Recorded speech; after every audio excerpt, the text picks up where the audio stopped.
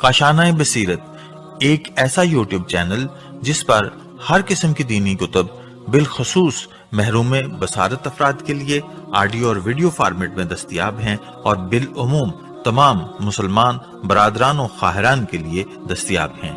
इसलिए आपसे गुजारिश है कि बेल आइकन को प्रेस करके हमारे इस चैनल को जरूर सब्सक्राइब कीजिए ताकि आइंदा आने वाली हर किताब आपको बर वक्त मिलती रहे। काशाना बसीरत, काशाना बसीरत, काशाना बसीरत, काशाना बसीरत। बिस्मिल्लाहिर्रहमानिर्रहीम। अस्सलाम वालेकुम सामीन, यह है काशाना बसीरत का यूट्यूब चैनल और मैं हूँ सीमी ज़वार। और यहाँ पर हम जिस किताब को आजकल मिलकर पढ़ रहे हैं उसका नाम है सोगनामा आले मोहम्मद सल्लल्लाहु अलैहि वसल्लम। और इसको पढ़ते हुए हम पहुँचे हैं रीडिंग के पार्ट नंबर 32 पर। और इसमें मैं साथ साथ आपको बताती चलूँ कि हम जो कि हिस्सा अव्वल पढ़ चुके हैं जिसमें कि तमाम 14 मासूमीन अलैहिस्सलाम के हवाले से जो कुछ भी मालूमात इस किताब में थी, उनकी पैदाइश, उनकी विलादत और मुख्तलिफ़ वाक़यात, वो हम पढ़ के हिस्सा अव्वल में बहुत कुछ जान चुके हैं। और हिस्सा दोम में हम जान रहे हैं शुहदाए करबला के मसाइब पर मुश्तमिल दास्तान करबला। और लास्ट जो हम पढ़ रहे थे यानी कि लास्ट रिकॉर्डिंग में वो हम पढ़ रहे थे फ़र्जंदान मुस्लिम अलैहिस्सलाम की शहादत। उसके हवाले से हमने वाक़े के बारे में बहुत कुछ जाना और अब हम उसी तसलसल से आगे बढ़ रहे हैं पार्ट रीडिंग के 32 पे। और ये है रीडिंग के लिए बुक का पेज नंबर 494। लिखा है कि जैसा कि पहले ज़िक्र किया जा चुका है कि फ़र्जंदान मुस्लिम अलैहिस्सलाम के बारे में काफ़ी इख्तलाफ पाया जाता है। बाज़ ने लिखा है कि आप अलैहिस्सलाम के ये दोनों फ़र्जंद हज़रत मुस्लिम अलैहिस्सलाम के साथ कूफ़ा आए थे और आप अलैहिस्सलाम की शहादत के बाद इब्न ज़ियाद ने गिरफ़्तार करके उन्हें ज़िंदान में डाल दिया था। 1 साल बाद जेल का दरबान जो मुहिब अहले बैत अलैहिस्सलाम था उसने उन मासूमों को ज़िंदान से निकाल दिया, लेकिन बदकिस्मती से हारिस मलऊन ने उन्हें अपने ही घर में छुपा हुआ पाया तो उन्हें पकड़कर फुरात के किनारे ले गया और शहीद कर दिया। बाज़ दीगर जैसे शेख सदूक वगैरह लिखते हैं कि ये दोनों शहजादे हज़रत इमाम हुसैन अलैहिस्सलाम के साथ थे और इमाम हुसैन अलैहिस्सलाम की शहादत और अहले बैत अलैहिस्सलाम की असीरी के बाद कूफा लाए गए और इब्ने ज़ियाद ने उन्हें हज़रत मुस्लिम अलैहिस्सलाम के फ़र्जंद ख्याल किया, लिहाजा इन्हें कूफे में ज़िंदान में डाल दिया और 1 साल बाद उन्हें नहर फ़रात के किनारे कत्ल करवा दिया। याद रहे कि हज़रत मुस्लिम अलैहिस्सलाम बिन अकील अलैहिस्सलाम के 5 बेटे और 1 बेटी थी। 3 बच्चों के नाम अब्दुल्ला, उबैदुल्ला और मोहम्मद अलैहिस्सलाम थे और ये तीनों रोज़े आशूरा करबला में दर्जे शहादत पर फाइज हुए। अब आगे लिखा है कि शेख सदूक ने अपनी किताब अमाली की 19वीं मजलिस में जिक्र किया है कि हारिस सुबह होते ही मुस्लिम अलैहिस्सलाम के बच्चों के पास आया और उसने अपने स्याफाम गुलाम फुली फे पे पेश है, फे लाम ये है, फुली को बुलाया और उससे कहा कि इन दोनों बच्चों को फरात के किनारे ले जा और इनके सर जुदा करके मेरे पास ले आओ ताकि मैं इब्ने ज़ियाद के पास ले जाऊं और 2000 दिरहम इनाम हासिल कर लूं। गुलाम उन बच्चों को अपने साथ ले गया और उसने अपनी तलवार की धार को तेज़ किया ताकि बच्चों के सर कलम करे। इब्राहीम अलैहिस्सलाम ने गुलाम से कहा कि तुम्हारे रंग की स्याही हमारे जद्द रसूल सल्लल्लाहु अलैहि वसल्लम के मुअज्जिन बिलाल रज़ी अल्लाह से किस कदर मुशाबहत रखती है। गुलाम ने कहा मेरे मालिक ने मुझे हुक्म दिया है कि तुम्हें कत्ल करूं, लेकिन मैं तुम दोनों के बारे में जानना चाहता हूं कि तुम हो कौन। दोनों यतीम बच्चों ने कहा कि हम तुम्हारे नबी हज़रत मोहम्मद मुस्तफ़ा सल्लल्लाहु अलैहि वसल्लम की इतरत अलैहिस्सलाम में से हैं। हम इब्ने ज़ियाद के कैद खाने में असीर थे। ज़िंदान के दरबान ने तरस खाकर हमें आज़ाद कर दिया और हमें कुद्दूसिया के रास्ते पर डाल दिया, लेकिन हम रास्ता भूल गए और हारिस की एक कनीज़ हमें अपनी मालकन के पास ले गई, लेकिन बदकिस्मती से हम तुम्हारे मालिक के हाथ लग गए और वो हमें कत्ल करना चाहता है। सामीन, हम पेज 495 पे आ गए हैं। लिखा है जब स्याफाम गुलाम को बच्चों के हसब नसब से आगाही हुई तो वो बच्चों के कदमों पर गिर गया और मासूमों के हाथ चूमते हुए बोला कि ए इतरत मुस्तफ़ा सल्लल्लाहु अलैहि वसल्लम, मेरी जान आप अलैहिस्सलाम पर कुर्बान हो। खुदा की कसम ऐसा कोई काम नहीं करूँगा कि जो रोज़े क़यामत रसूल खुदा सल्लल्लाहु अलैहि वसल्लम की नाराज़गी का सबब बने। اس نے تلوار کو ایک طرف پھینک دیا اور خود دریائے فرات میں چھلانگ لگا دی اور دریا کی دوسری جانب سے باہر نکل گیا۔ حارث بلند آواز سے پکارتا رہا، اے میرے غلام، تو میری نافرمانی کرنا چاہتا ہے؟ غلام نے کہا، اب تیری اطاعت مجھ پر واجب نہیں رہی، کیونکہ تو خدا اور رسول صلی اللہ علیہ وآلہ وسلم کا ایک نافرمان بندہ ہے، اور میں تجھ سے دنیا اور آخرت میں بیزار ہوں۔ پھر لکھا ہے کہ یہ کہہ کر غلام نے پانی میں ایک غوطہ لگایا اور دریا کے دوسرے کنارے کی طرف نکل گیا۔ حارث غلام سے مایوس ہو چکا تھا، اس نے بیٹے کو بلایا، اسے بھی ان بچوں کو قتل کرنے کے لیے کہا۔ جب حارث کا بیٹا ان بچوں کے پاس گیا تو بچوں نے ان سے کہا کہ اے نوجوان، کیا تو اس کام میں آتش دوزخ سے نہیں ڈرتا؟ اس نوجوان نے کہا کہ تم کون ہو؟ کہنے لگے کہ ہم آپ علیہ السلام کے پیغمبر محمد مصطفیٰ صلی اللہ علیہ وآلہ وسلم کی اطرت علیہ السلام سے ہیں۔ تمہارا باپ ہمیں مال و دولت کی لالچ میں قتل کرنا چاہتا ہے کہ ابن زیاد نے اعلان کیا ہے کہ جو مسلم بن عقیل علیہ السلام کے بچوں کو گرفتار کر کے لائے گا اسے مال و دولت سے نوازا جائے گا۔ ہم مسلم بن عقیل کے بیٹے ہیں جو کوفہ شہر میں بے دردی سے شہید کر دیے گئے۔ جب پسر حارث کو بچوں کی یتیمی اور مظلومیت کے بارے میں علم ہوا اور ان کے حسب و نسب کا پتہ چلا تو وہ بچوں کے قدموں پر گر گیا اور ان کے ہاتھ اور پاؤں چومنے لگا۔ اس نے اپنی تلوار کو ایک طرف پھینک دیا اور خود آب فرات میں چھلانگ لگا دی اور دریا کی دوسری طرف نکل گیا۔ اس کے باپ نے اسے بہت پکارا اور کہا کہ میرے بیٹے، کیا تم بھی اپنے باپ کی نافرمانی کرنا چاہتے ہو؟ بیٹے نے کہا، اگر میں خدا کی اطاعت کروں اور تمہاری نافرمانی کروں تو یہ میرے لیے اس سے کہیں بہتر ہے کہ تمہاری اطاعت کروں اور خدا کی نافرمانی کروں۔ ہم پیج 496 پہ آ گئے ہیں۔ پھر لکھا ہے کہ حارث نے اپنے آپ سے کہا کہ میرے لیے ان کو کوئی بھی قتل کرنے کے لیے تیار نہیں ہے۔ اس نے تلوار لے لی اور بچوں کو آگے آگے چلنے کو کہا۔ جب وہ فرات کے کنارے پر پہنچ گئے تو اس نے اپنی تلوار نیام سے نکالی۔ بچوں نے تلوار کو دیکھا تو ان کی آنکھیں آنسوؤں سے تر ہو گئیں۔ مسلم علیہ السلام کے یتیم بے بسی کے عالم میں حارث سے کہنے لگے، اے شیخ، ہمیں بازار میں لے جا اور وہاں پر بیچ کر اس رقم سے فائدہ حاصل کر، اور ایسا کام مت کر کہ جس سے روز حشر رسول خدا صلی اللہ علیہ وآلہ وسلم تجھے اپنی شفاعت سے خارج کر دے۔ حارث نے کہا، میں تمہیں ہر صورت میں قتل کروں گا اور تمہارے سروں کو ابن زیاد کے پاس لے جا کر اس سے 2000 درہم انعام حاصل کروں گا۔ بچوں نے کہا، اے حارث، کیا تو ہم پر رسول خدا صلی اللہ علیہ وآلہ وسلم کی رشتہ داری کی وجہ سے بھی رحم نہیں کرے گا؟ یہاں پر یہ سوال تھا۔ بچوں نے کہا، ہمیں ابن زیاد کے پاس لے چل، ہمارے بارے میں جو فیصلہ وہ کرے گا اس پر ہم عمل بچوں نے کہا کہ ہاں وہ اس پر عمل کرنا۔ حارث نے کہا کہ ابن زیاد کے نزدیک تمہارا خون بہانے سے زیادہ کسی بات کی قدر و قیمت نہیں۔ بچوں نے کہا کہ کیا تو ہماری کم عمری پر رحم نہیں کھاتا؟ حارث نے کہا، خدا نے تمہارے بارے میں میرے دل میں کسی قسم کا رحم نہیں رکھا ہے۔ شہزادوں نے اس بے رحم کی باتیں سن کر کہا کہ اگر تمہارا ارادہ ہمیں قتل کرنا ہی ہے تو ہمیں اتنی مہلت دے دو کہ ہم 2 رکعت نماز پڑھ لیں۔ حارث نے کہا کہ اگر تمہیں نماز فائدہ دے سکتی تو پڑھ لو، اور بچوں نے 2 رکعت نماز پڑھی اور پھر آسمان کی طرف اپنے ننھے ننھے ہاتھ بلند کر کے کہا، اے زندہ و حکیم خدا، اے حاکموں کے حاکم، ہمارے اور اس حارث کے درمیان حق کے ساتھ فیصلہ کر۔ ابھی بچے بارگاہ رب العزت میں آنکھیں بند کیے ہوئے دعا ہی کر رہے تھے کہ ظالم نے بڑے بھائی محمد کا سر تن سے جدا کر دیا اور اسے ایک تھیلے میں ڈالا، اور پھر وہ ابراہیم علیہ السلام کی طرف بڑھا۔ ابراہیم علیہ السلام نے بھائی کا بدن خون میں تر دیکھا تو اس کے جسم سے لپٹ گیا اور نالہ و فریاد کرتے ہوئے کہا کہ اے بھائی، جب میں پیغمبر اکرم صلی اللہ علیہ وآلہ وسلم سے ملاقات کروں گا تو اس وقت تمہارے خون سے رنگین ہوں گا۔ ہم پیج 497 پہ آ گئے ہیں۔ لکھا ہے کہ حارث نے اسی حالت میں چھوٹے بھائی پر بھی تلوار سے وار کیا اور اس کے سر کو بھی بدن اتھر سے جدا کر کے تھیلے میں رکھ لیا، اور پھر دونوں کے جسموں کو دریائے فرات کے حوالے کر دیا اور ان کے سروں کو ابن زیاد کے پاس لے گیا۔ اس وقت ابن زیاد کا دربار سجا ہوا تھا۔ منصبدار اس کے تخت کے دائیں بائیں نشستوں پر براجمان تھے۔ دربار درباریوں سے بھرا ہوا تھا۔ ابن زیاد تخت پر بیٹھا ہوا تھا اور اس کے ہاتھ میں ایک چھڑی تھی۔ حارث نے ان دونوں سروں کو ابن زیاد کے سامنے رکھا۔ جب ابن زیاد نے ان سروں کو دیکھا تو وہ 3 مرتبہ اپنی جگہ سے اٹھا اور 3 مرتبہ بیٹھا۔ اس نے حارث سے کہا کہ ہلاکت ہو تجھ پر، ان معصوموں کا کیا فائدہ ہے؟ حارث نے سارا واقعہ بیان کیا۔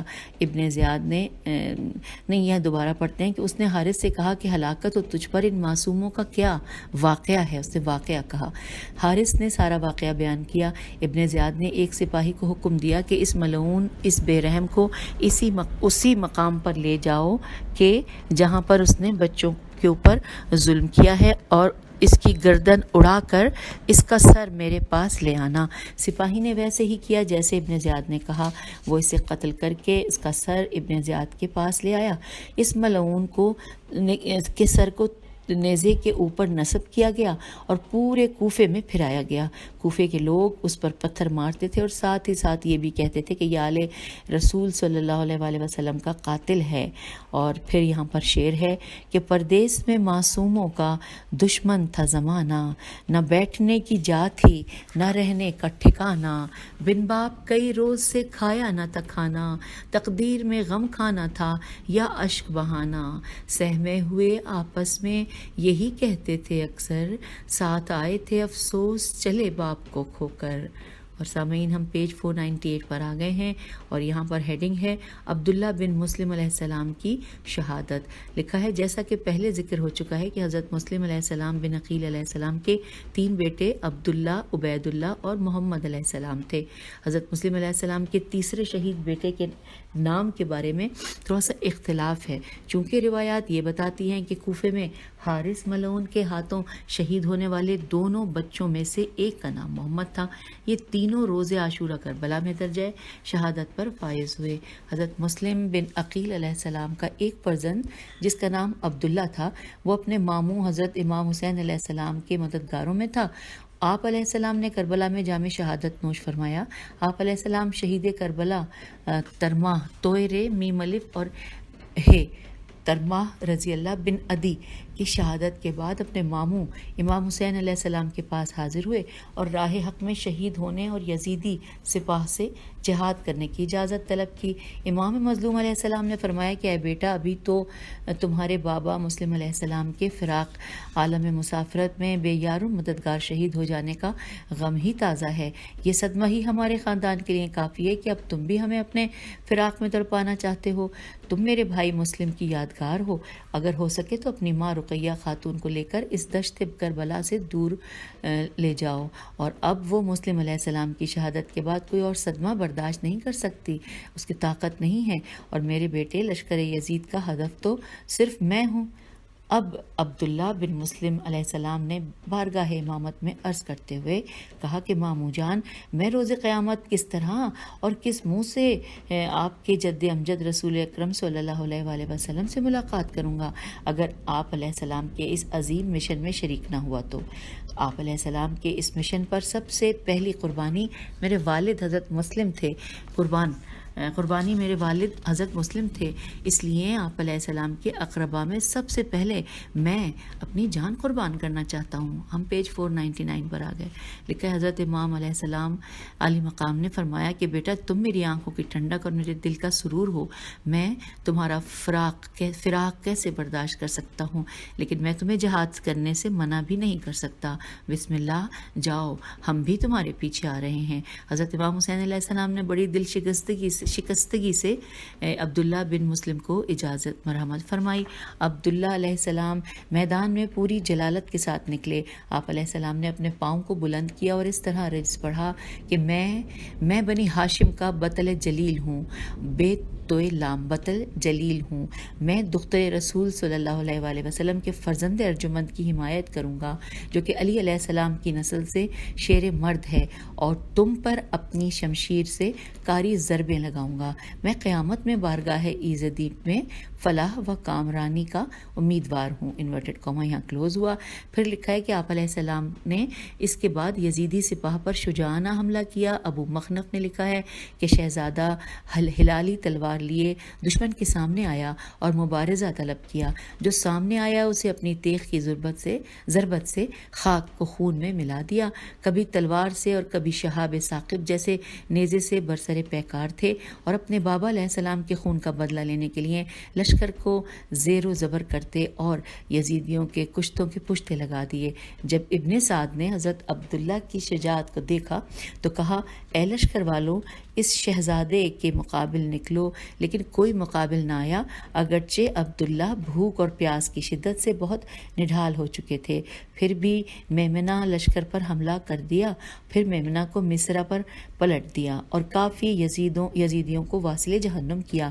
اب عبداللہ علیہ السلام بن مسلم علیہ السلام مقابلہ کرتے کرتے اپنے مرکز کی طرف پلٹے، لیکن یزیدی سپاہ کے پیادوں اور سواروں نے عمر سعد کے حکم پر اسے گھیر لیا اور محاصرہ تنگ کر دیا۔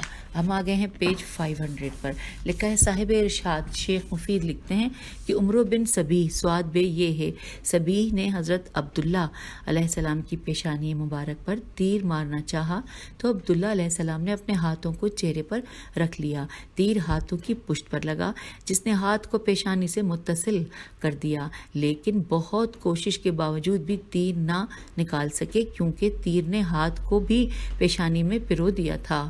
اس وقت آپ علیہ السلام کے سینہ اقدس سے ایک آہ نکلی، خدایا ہمارے دشمنوں کو اس طرح قتل کر کے جس طرح وہ ہمیں قتل کر رہے ہیں۔ اسی دوران میں ایک ملعون نے شہزادے علیہ السلام کے سینے میں تیر مارا۔ نیزہ اس قدر وزنی تھا کہ آپ علیہ السلام درجہ شہادت پر فائز ہو گئے۔ آپ علیہ السلام کی شہادت کے بعد یزید بن رقاد ریقاف الف دال آپ علیہ السلام کے لاشے کے سرہانے آیا اور اس نے تیر کو مظلوم علیہ السلام کی پیشانی سے نکالا، لیکن تیر کا پھل پیشانی پر ہی پیوست رہا۔ حوالہ ہے مقتل الحسین مکرم جلد نمبر 317۔ آگے چلتے ہیں، لکھا ہے مقتل کی کتب میں حضرت عبداللہ علیہ السلام کی شہادت کے بارے میں ایک روایت یہ بھی ہے کہ حضرت عبداللہ بن مسلم کی شہادت حضرت شہزادہ علی اکبر علیہ السلام کے بعد ہوئی۔ گویا اس طرح آپ علیہ السلام بنی ہاشم علیہ السلام کے دوسرے شہید تھے۔ حضرت عبداللہ علیہ السلام میدان جنگ میں گئے اور اس طرح رجز پڑھا کہ میں آج اپنے والد بزرگوار حضرت مسلم علیہ السلام اور بہادر نوجوانوں سے ملاقات کروں گا کہ جنہوں نے دین پیغمبر صلی اللہ علیہ وآلہ وسلم کی سربلندی کے لیے سر کٹوائے ہیں۔ پھر آگے چلتے ہیں، لکھا ہے مقتل ابی مخنف میں 116 صفحے پر یہ روایت درج ہے کہ حضرت امام مظلوم علیہ السلام بھانجے کے استغاثے پر اس طرح عبداللہ کے لاشے پر آئے کہ جس طرح ایک شکاری اپنے شکار پر آتا ہے۔ امام علیہ السلام نے پریشانی کے عالم میں کہا، انا للہ و انا الیہ راجعون، خدایا خاندان عقیل علیہ السلام کے قاتلوں کو قتل فرما۔ آئیے 501 صفحے پر ہم پہنچ گئے ہیں۔ کس کس دلاوری سے وہ خاصان رب لڑے، اس شان سے کبھی نہ عجم نہ عرب لڑے، دریا کے سمت رخ نہ کیا تشنہ لب لڑے، پیاسے تھے 3 روز کے لیکن عجب لڑے، بے دست ہو گئے تو یہ جوہر دکھا گئے، لوہے کو مثل شیر درندہ چبا گئے۔ اور اب اگلی ہیڈنگ ہے پیج 501 پر، امام عالی مقام علیہ السلام اور رفقا کا مکے سے خروج۔ لکھا ہے اس سے پہلے بیان کیا جا چکا ہے کہ امام عالی مقام حسین علیہ السلام اور آپ علیہ السلام کے باوفا اور جانثار ساتھی 28 رجب سن 60 ہجری اتوار کی رات مدینے سے مکے کی طرف روانہ ہوئے اور 3 شعبان کو جمعے کی رات مکہ پہنچے اور 8 ذی الحجہ تک مکے میں رہے۔ اس دوران میں مختلف شہروں سے آئے ہوئے آپ علیہ السلام کے محبان آپ علیہ السلام کے وجود مسعود سے فیض حاصل کرتے رہے۔ آئیے کچھ اشعار پڑھتے ہیں اور ساتھ ساتھ یہ بھی بتاتی چلوں کہ یہ اشعار پڑھتے ہوئے ہم، کیونکہ چند رباعیاں ہیں جو ہم پیج نمبر 502 کو بھی انہی رباعیوں کے ساتھ مکمل کریں گے۔ آئیے پڑھتے ہیں۔ نظام عدل نے دینی ہو وہ کہ دنیاوی، گواہیوں پہ ہی انصاف کی بنا رکھی، ثبوت دعویٰ کو لازم ہے شاہد عینی، سنی سنائی پہ کرتا نہیں یقین کوئی، یہی ہے ضابطہ قانون میں شہادت کا، یہی اصول ہے اللہ کی شریعت کا۔ ایک اور ربائی ہے، حسین شاہد عادل تھے ذات خالق پر، یزید منکر شان خدا تھا سر تا سر، فسانہ اس کے لیے تھی حقیقت داور، تھا زوم اس کو فقط اقتدار دنیا پر، ہمیشہ نشہ طاقت میں چور رہتا تھا، خدا کے دین کو دنیا کا ڈھونگ کہتا تھا، بس ایک حسین تھے خالق کی عظمتوں کے گواہ، امین وحی خدا کی صداقتوں کے گواہ، کل انبیاء سلف کی شہادتوں کے گواہ، زمیں پر ان کی خدائی نعمتوں کے گواہ، جو اس مقدمے میں حق نے انہی سے چاہی تھی، خدا کے حق میں وہ سب سے بڑی گواہی تھی۔ آئیے ایک اور ربائی یہاں پر موجود ہے، مل کر پڑھتے ہیں۔ حسین مصلحت وقت کے تقاضے سے مدینہ چھوڑ کر مکے میں آئے حج کے لیے، یہاں کرائے کے قاتل یزید نے بھیجے کہ بس حسین کو چپکے سے قتل کروا دے۔ وہ چھیننا چاہتا تھا پردہ سیاست میں، یہ کھینچ لائے اسے ایک کھلی عدالت میں۔ ایک اور ربائی ہے کہ یہ وہ عدالت عالی تھی بین ارض و سما، تھا منصفوں میں جہاں وقت کا بس ایک لمحہ، مقدمہ جو سرے کربلا یہ پیش ہوا تھا، ایک فریق یزید اور ایک فریق خدا، حسین مدعی من جانب الہ ہوئے، 72 اہل شرف آپ کے گواہ ہوئے۔ اللہم صلی علی محمد وآل محمد، پیج 503۔ شیخ مفید ارشاد میں لکھتے ہیں کہ حضرت مسلم علیہ السلام بن عقیل نے بروز منگل 8 ذی الحجہ ہجری 60 ہجری تک کوفے میں قیام کیا اور 9 ذی الحجہ کو شہید ہوئے۔ حضرت امام حسین علیہ السلام بھی 8 ذی الحجہ سن 60 ہجری کو مکے سے عراق کی طرف روانہ ہوئے۔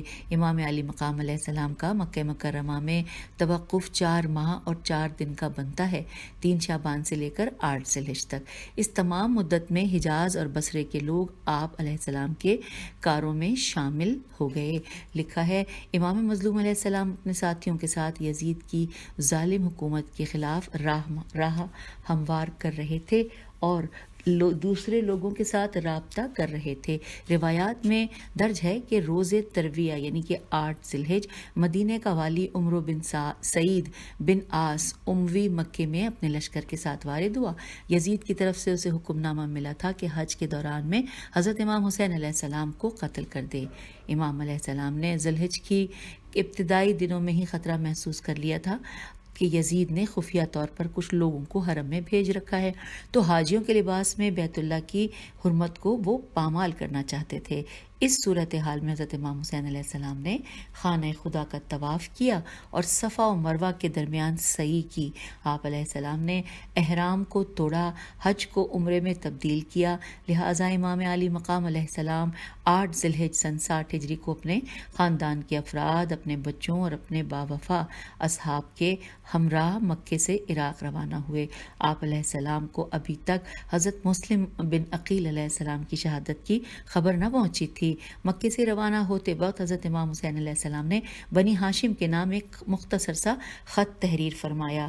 آئیے پڑھتے ہیں۔ بسم اللہ الرحمن الرحیم، اللہ کے نام سے شروع کرتا ہوں۔ یہ خط حسین علیہ السلام بن علی علیہ السلام بنی ہاشم علیہ السلام کی طرف ہے۔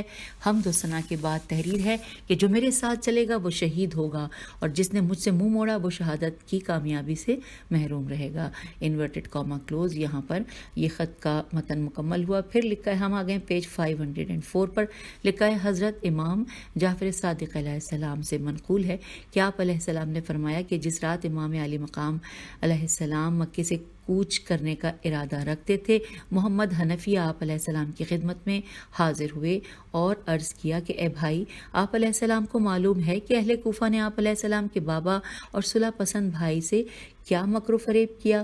مجھے ڈر لگتا ہے کہ یہ لوگ کہیں آپ علیہ السلام کے ساتھ بھی ویسا ہی سلوک نہ کریں۔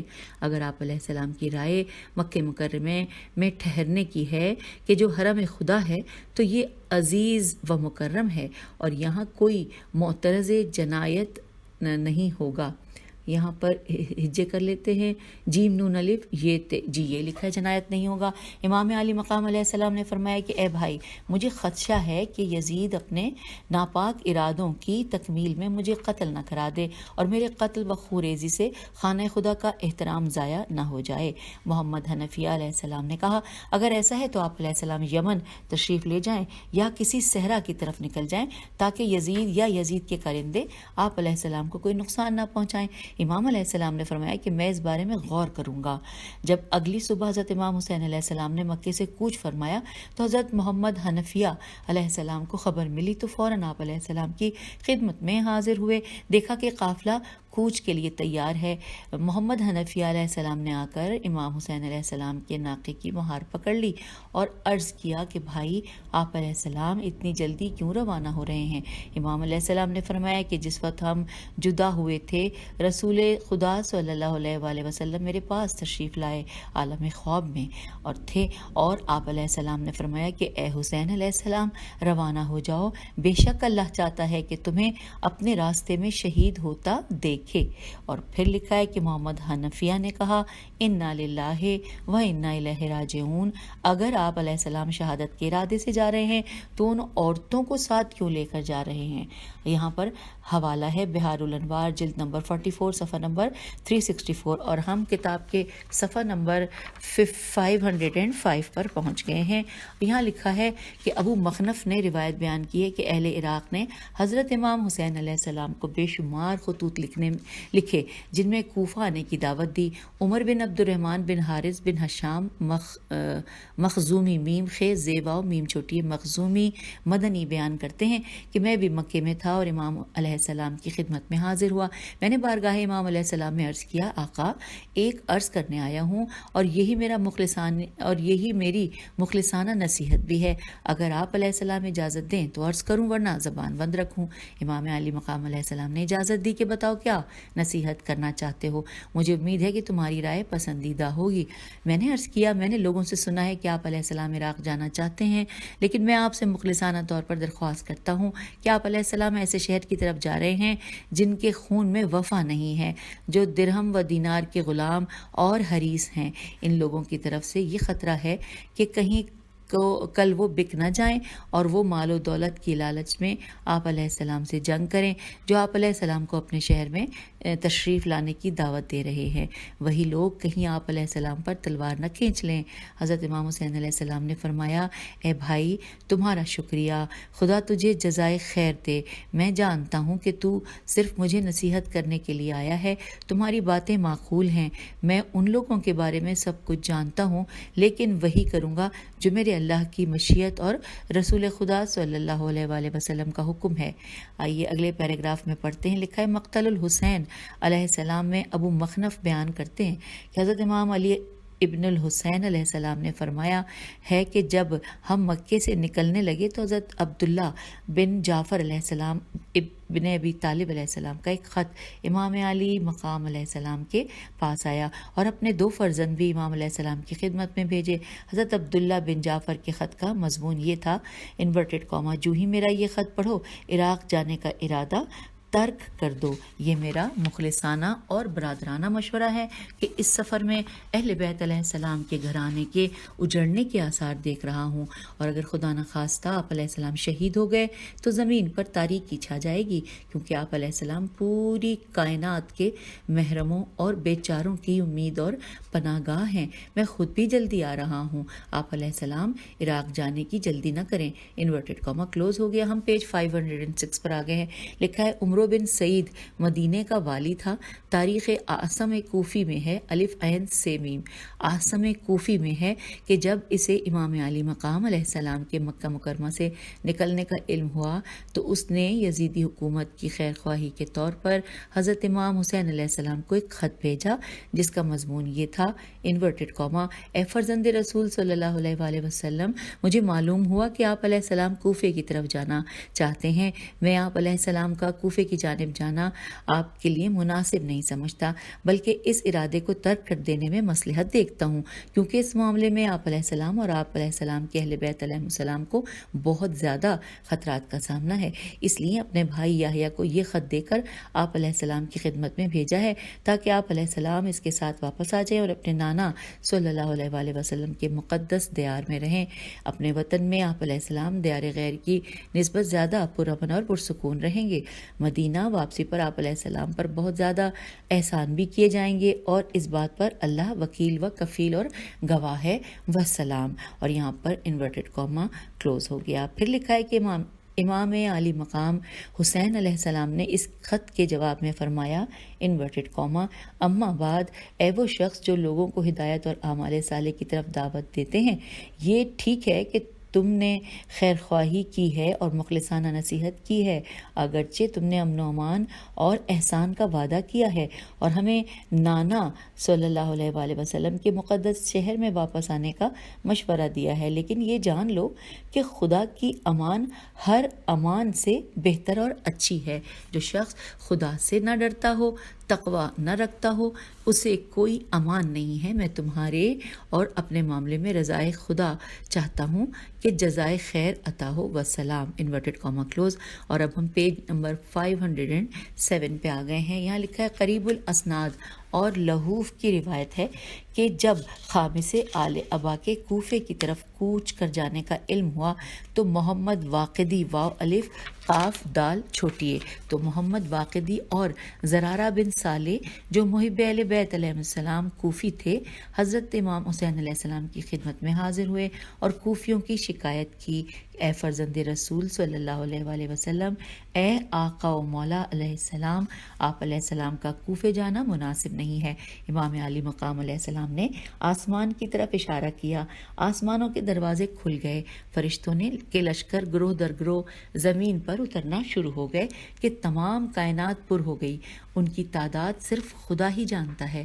وہ تمام ملائکہ صف در صف امام علیہ السلام کے سامنے غلاموں کی طرح کھڑے ہو گئے اور امام علیہ السلام کے اشارے اور حکم کے منتظر تھے۔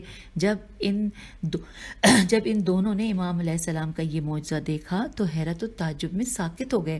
امام علیہ السلام نے ان سے فرمایا کہ اے محمد واقدی، اے زرارہ بن صالح، اگر مجھے وقت مہلت دیتا تو میں ان لشکروں کے ذریعے اپنے دشمنوں سے جنگ کرتا اور مجھے کوفے کے کسی شخص کی ضرورت ہی نہ ہوتی، لیکن اب میری شمع حیات بجھنے کو ہے، لہٰذا میں خود قبرستان کی طرف جا رہا ہوں۔